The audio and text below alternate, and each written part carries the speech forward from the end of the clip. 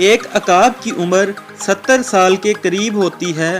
اس عمر تک پہنچنے کے لیے اسے سخت مشکلات سے گزرنا ہوتا ہے۔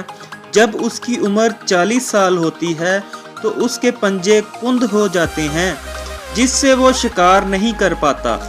اس طرح اس کی مضبوط چونچ بھی عمر کے بڑھنے سے شدید ٹیڑھی ہو جاتی ہے۔ اس کے پر جس سے وہ پرواز کرتا ہے بہت بھاری ہو جاتے ہیں اور سینے کے ساتھ چپک جاتے ہیں، جس سے اڑان بھرنے میں اسے سخت دشواری کا سامنا کرنا پڑتا ہے۔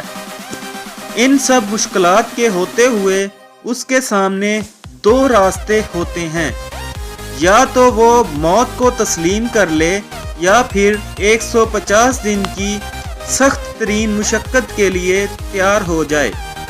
چنانچہ وہ پہاڑوں میں جاتا ہے اور سب سے پہلے اپنی چونچ کو پتھروں پر مارتا ہے، یہاں تک کہ وہ ٹوٹ جاتی ہے۔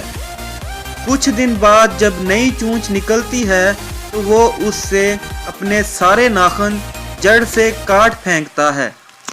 پھر نئے ناخن نکل آتے ہیں اور وہ چونچ اور ناخن سے اپنا ایک ایک بال اکھاڑ دیتا ہے۔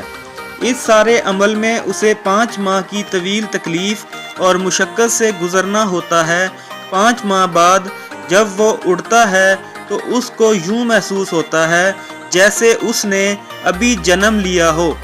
اس طرح وہ 30 سال مزید زندہ رہ پاتا ہے۔